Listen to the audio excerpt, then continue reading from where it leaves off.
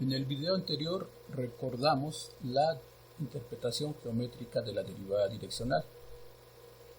En este video vamos a hallar una fórmula que me va a permitir calcular la derivada direccional de manera muy sencilla.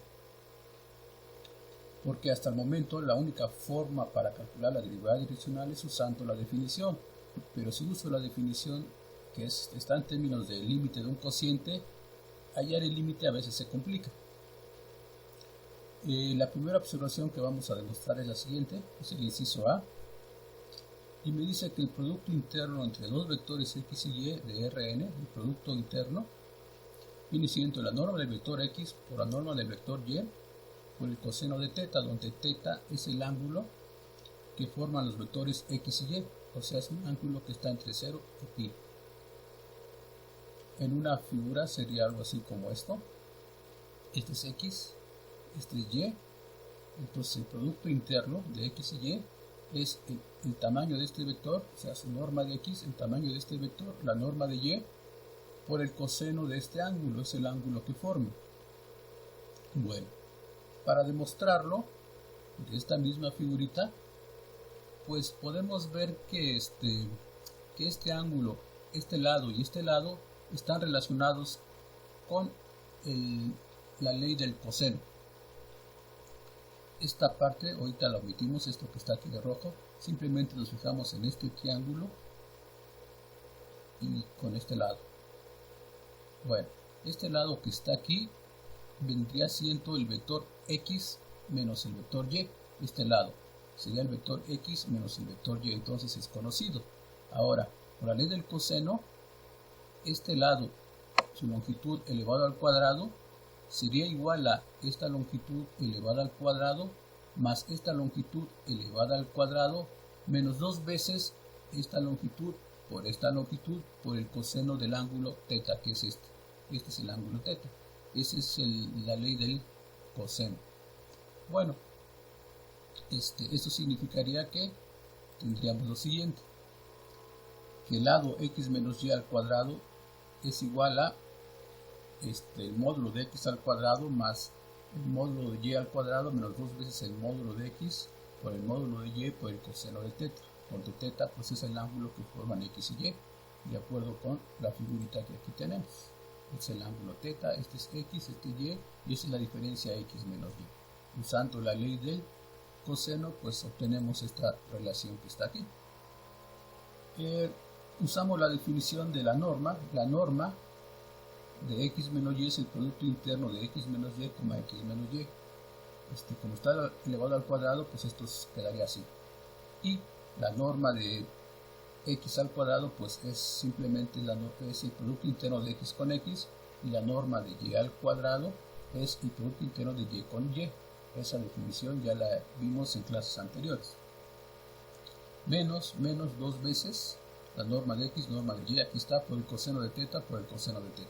Bueno, en esta parte simplemente usamos la definición que tenemos de norma en términos de producto interno. Desarrollamos este producto interno, entonces aparecerían x con x, sería este x con este x, el producto interno aquí está, después este x con este y, que sería menos xy, aquí está, después esta y con esta x me quedaría menos yx, aquí está menos yx, después esta y o esta menos y con esta menos y me quedaría más y, y aquí está, más y, y. Bueno, de esta parte pues se ve que este producto de x con x se va con este de y con y se va con y me quedaría este pedacito que es, bueno, aquí lo pusimos, es lo que queda, y después me quedaría menos 2 veces la norma de x, norma de y por coseno de θ, que sería esta parte. Esto que está aquí tengo xy, y aquí pues aquí tenía yo yx y lo pasé a xy. Eso es posible porque podemos conmutar en un producto interno, pero conmutamos con el conjugado. Pero resulta que estamos en el campus no reales, por lo tanto se conmuta, al conmutar que está aquí obtengo este valor. Bueno, sumando esto me daría menos 2 veces este valor, y esto que está acá queda igual, sería menos 2, norma de x, norma de y por coseno de teta, se va el menos 2 y me quedaría entonces que el producto interno de x y y es igual al módulo de x, el módulo de y por el coseno de teta. Ya tenemos esta relación que es muy importante. Me permite calcular productos internos de los vectores de Rn. Observemos que la definición de producto interno que teníamos era cuando dábamos x con sus entradas x1, x2, xn, y con sus entradas y1, y2, etcétera, yn, y el producto interno de x y y era x1 por y1 más x2 por y2 más etcétera más xn por yn. Esa era la definición de este producto interno. Pero ahora tenemos que el producto interno se puede calcular con la norma de x, la norma de y el coseno del ángulo que forma, donde el ángulo está entre 0 y pi, como podemos ver en la figura. El ángulo entre estos dos vectores puede ser 0 o puede ser pi, si es que este vector está encima del vector y, entonces el ángulo es 0, va creciendo y llega a estar opuesto al vector y entonces el ángulo sería pi. Bueno, ya tenemos esta relación. Ahora, esta propiedad que dice aquí, como ya tengo esta relación, si y fuera un vector unitario, entonces tiene tamaño 1. Si y fuera unitario, su norma o su módulo sería 1, y por lo tanto tendríamos que el producto interno de x y y es igual a la norma de x por el coseno de teta, porque en este caso estamos suponiendo que y es un vector unitario. Ahora, si pasa esto, podemos obtener que el producto interno de x y y está entre menos x, menos el módulo de x y el módulo de y. Y esto viene de esta parte. Ok, vamos a recordar que el coseno de teta en este intervalo toma valores entre menos 1 y 1. O sea, en este intervalo que va de 0 a pi, el coseno es algo así y toma valores entre 1 y menos 1. O sea que pasa esto. Ya tengo este pedacito y como quiero construir todo esto, pues a este pedacito que ya lo tengo aquí controlado, pues lo multiplico por el módulo de, o la norma de x. Multiplicamos por la norma de x, aquí está, la norma de x, norma de x, norma de x. Como es positivo, el orden no se altera y obtengo que menos la norma de x es menor o igual que la norma de x por el coseno de teta, menor o igual que la norma de x. Pero esto que está aquí es este paquetito que tenemos en este lado, y esto es el producto interno de x y y. Por lo tanto, el producto interno de x y y, su valor va a estar acotado por la norma de x o menos la norma de x. Bueno, entonces ya tenemos una propiedad muy importante que la vamos a usar posteriormente. Y esta propiedad tiene una interpretación. Volvamos al dibujo. Entonces, en este caso estamos suponiendo que la norma de y es 1. Eso significaría que su valor pues es 1, ¿verdad? Lo podemos poner aquí. La norma de y es 1 y por lo tanto el producto interno quedaría como el producto interno de x y y es igual a la norma de x por 1 por coseno de teta. O sea que el producto interno de x y y simplemente es la norma de x por el coseno de teta. Pero en esta figurita vamos a interpretar qué significa esto. Si yo tengo el vector x y el vector y. Si dibujo este triángulo, que es un triángulo rectángulo, donde este ángulo es 90 grados, entonces este cateto viene siendo la norma de x por el coseno de teta. Esto es por trigonometría elemental. Este lado de este cateto, de este triángulo que tenemos aquí, tengo este cateto y el tamaño del cateto sería la norma de x por el coseno de teta. Pero la norma de x por el coseno de teta, pues es la norma de x por coseno de teta sin producto interno. Por lo tanto, este pedacito que está aquí realmente es el producto interno que estamos calculando. Y si volvemos a reinterpretar esto, se ve que la proyección del vector x es este vector que está aquí, y el tamaño de esta proyección pues sería esta longitud. O sea que el producto interno de x y y, cuando y es unitario, simplemente es esta proyección, es esta longitud. El producto interno es la longitud de este cateto, que es la longitud del vector que se obtiene al proyectar el vector x sobre el vector y. Bueno, entonces el producto interno está aquí escondido en uno de los catetos, en este cateto. El valor del cateto es el valor del producto interno cuando y es unitario. Bueno, eso es lo que está, esto es lo que obtenemos en esta parte. Bueno, este es un numerito. Y falta ver que realmente está acotado entre x, entre el módulo de x y menos x. Y esto viene de aquí. Entonces, ya sé que el producto interno es este pedacito. Pero este pedacito, pues, es un pedazo de este segmento.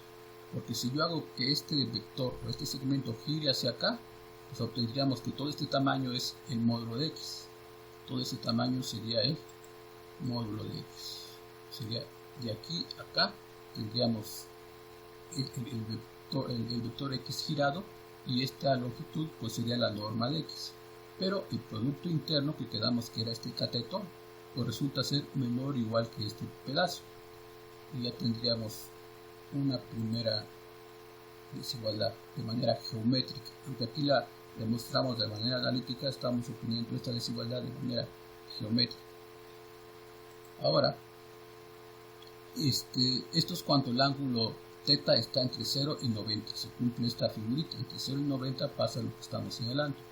Pero si el ángulo es mayor de 90, por ejemplo en este caso, el ángulo es mayor de 90, esto sigue siendo y, este sigue siendo x, pero ahora el ángulo θ es mayor de 90.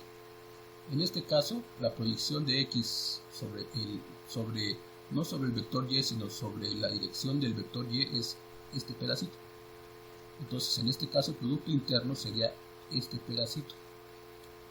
Y, pues si vemos aquí la fórmula, dice que el producto interno es el coseno de θ. En este caso, el coseno de θ para este ángulo entre 0 y pi medios es positivo. Bueno, entonces quiere decir que este valor que tenemos de este cateto es positivo. Bueno, y de este otro lado, cuando el ángulo es mayor de 90 grados, este ángulo es negativo. Por lo tanto, esta proyección que tenemos aquí es negativa. Por lo tanto, este cateto está acotado por este tamaño de manera negativa. O sea, esto lo hago acá y es el módulo de x, pero negativo, porque aquí están los valores de los catetos que son negativos de acuerdo con esta fórmula. Por lo tanto, el producto interno otra vez va a ser mayor o igual que este numerito.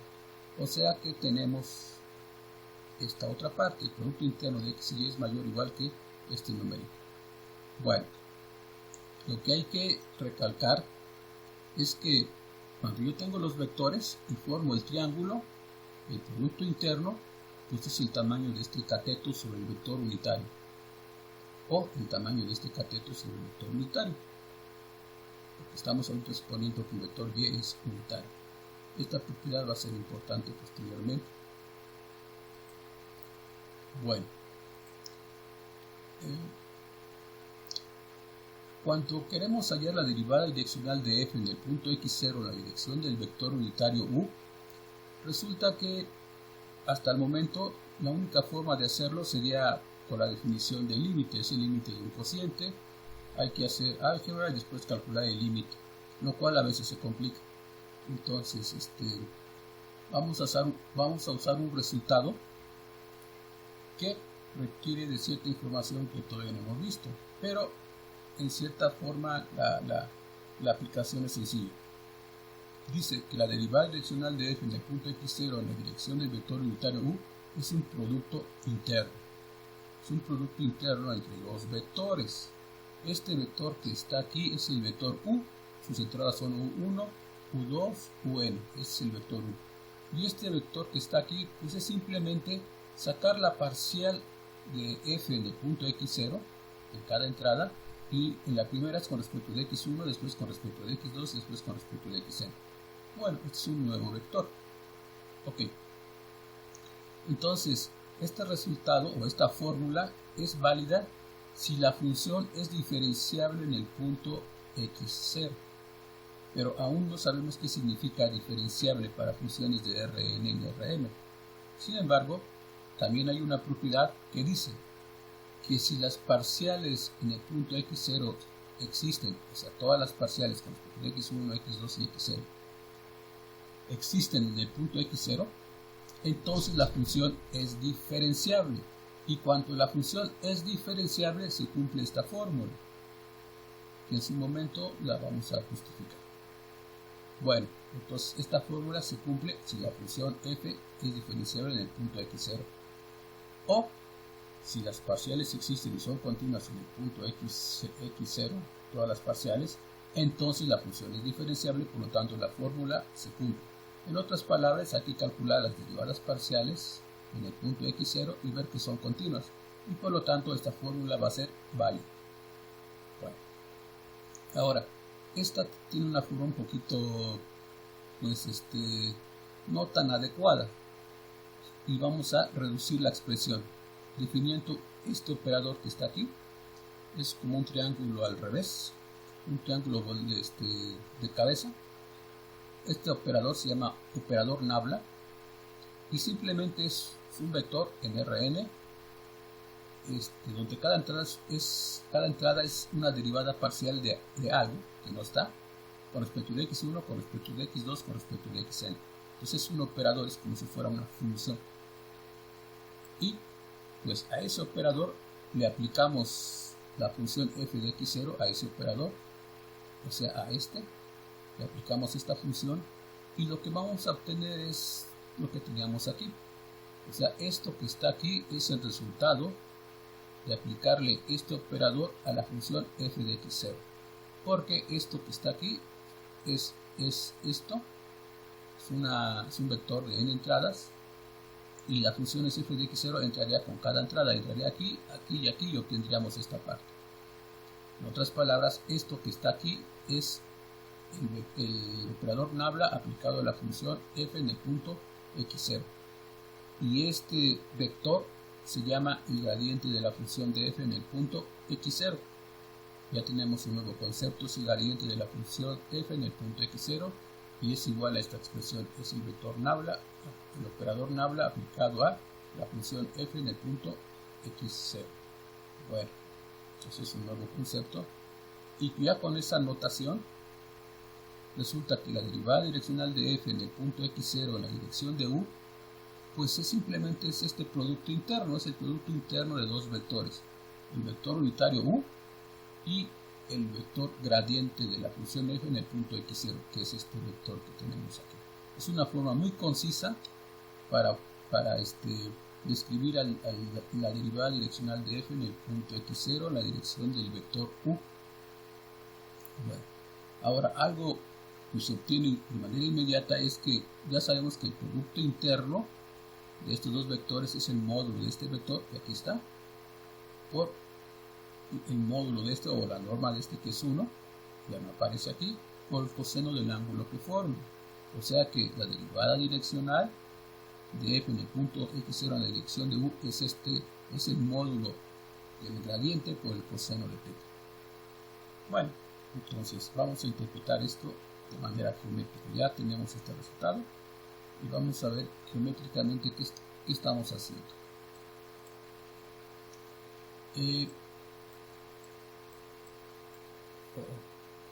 Ahora vamos a ver qué estamos haciendo aquí.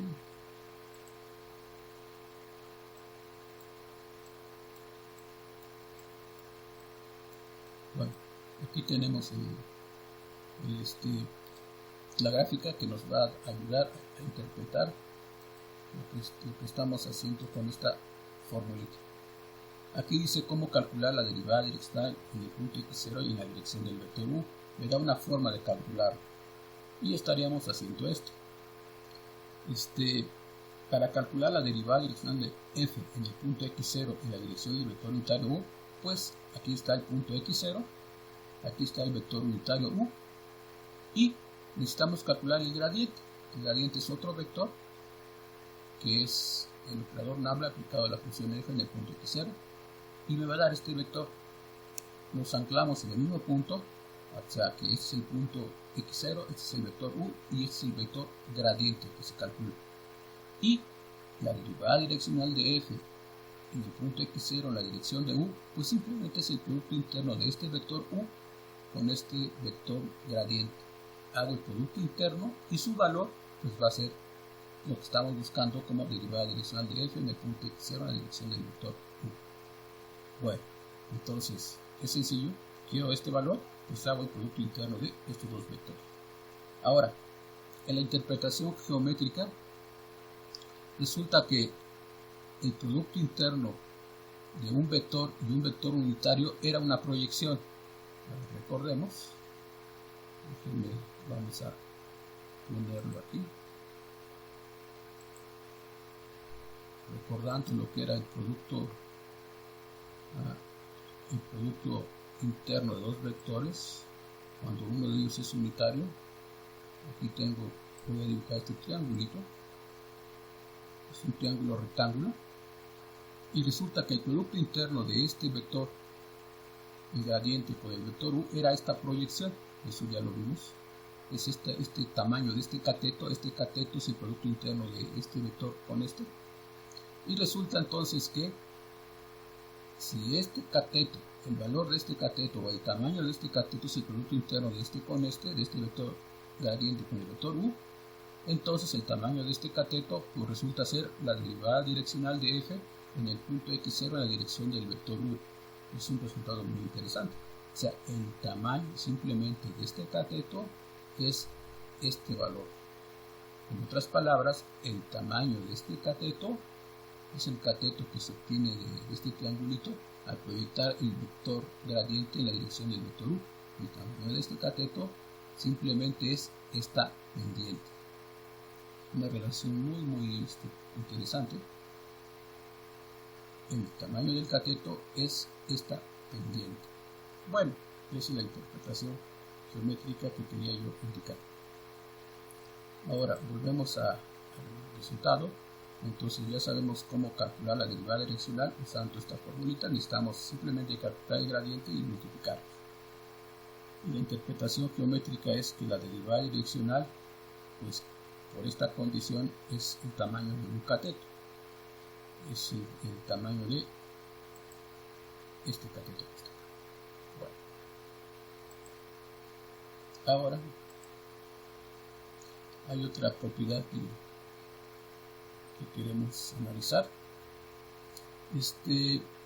Pues tenemos que la derivada direccional de f en el punto x0 en la dirección de u, quedamos en que se puede calcular con este producto interno entre el vector gradiente y el vector unitario u.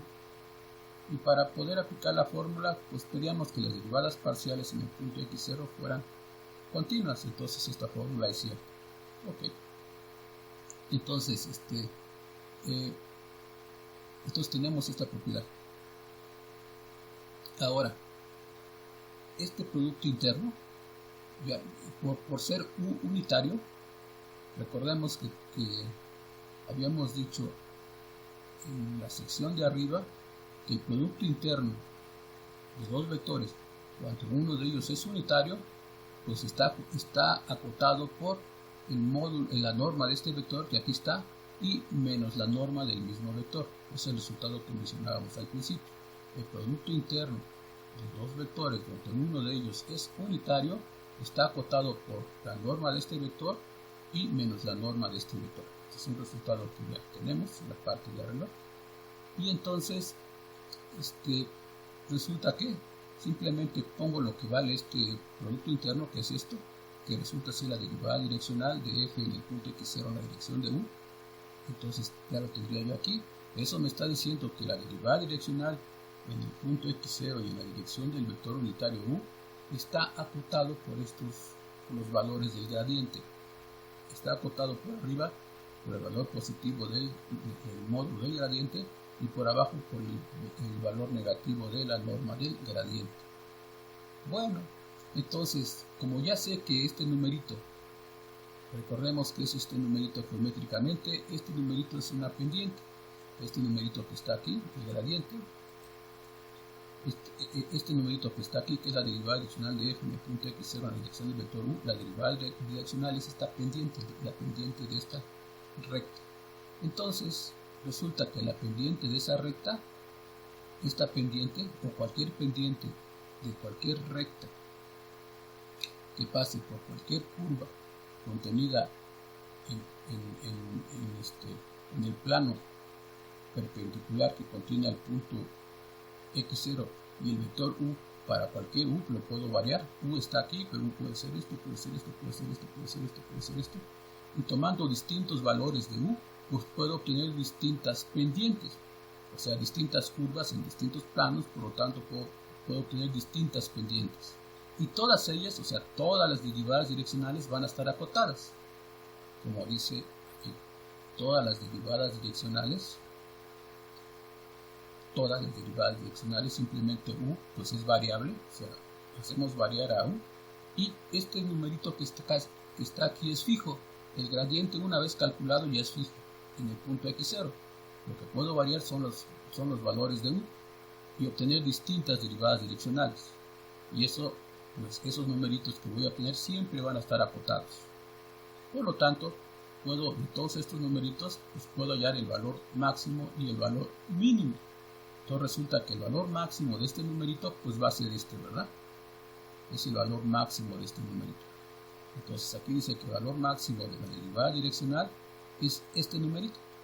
Pero este numerito, ¿cuánto se obtiene? Bueno, pues resulta que por una parte queremos obtener este numerito porque sé que este es el valor máximo de acuerdo con esta desigualdad. Este valor es el máximo valor de la derivada direccional. Pero este máximo valor se tiene que obtener a partir de una dirección u. Pues vamos a ver cómo debe ser u para obtener este valor máximo. Sabemos que la derivada direccional es este producto interno y que este producto interno es el módulo de este vector por el seno de teta. Entonces, comparando este lado, esto que está aquí, con esto, pues resulta que en este intervalito, donde valía teta, pues esto debió de valer 1 para obtener esta parte que está acá.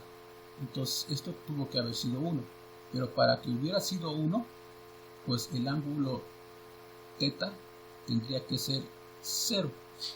Este ángulo teta tendría que haber sido 0 porque el coseno de 0 es 1.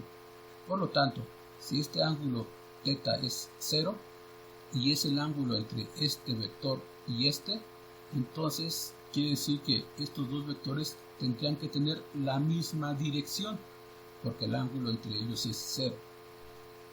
Por lo tanto, si estos dos vectores tienen la misma dirección, entonces obtenemos el valor máximo de la derivada direccional. O sea que el valor máximo de la derivada direccional vamos a obtenerlo si tomamos el vector unitario como un vector paralelo, más bien un vector en la misma dirección que este vector gradiente. En otras palabras, si yo estoy parado en este punto y quiero obtener la derivada direccional máxima, me tengo que mover en la dirección del gradiente. O sea, tomar un vector unitario en la dirección del gradiente, y calcular la derivada direccional en esta dirección y entonces obtendríamos el valor máximo de la derivada direccional. Bueno, ahora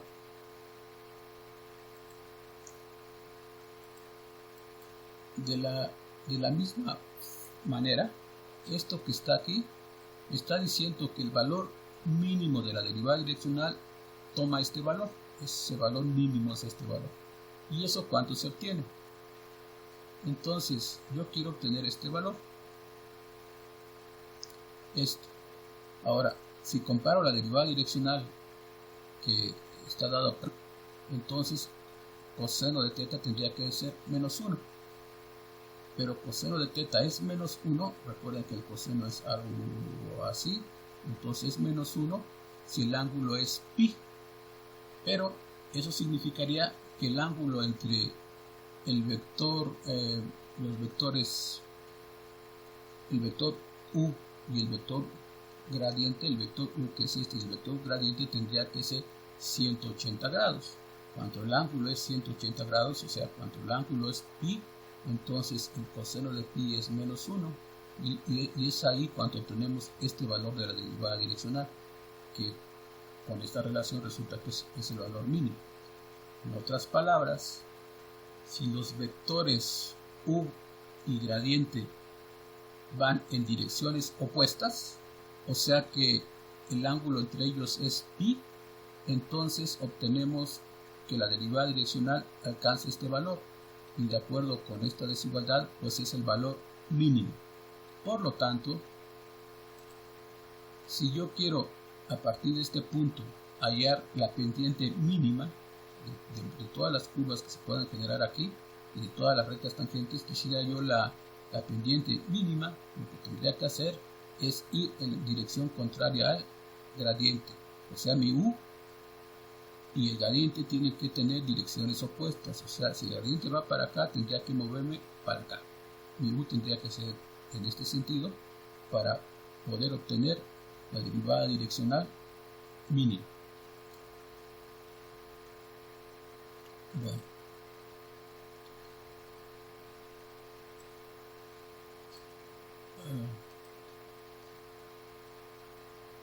ok.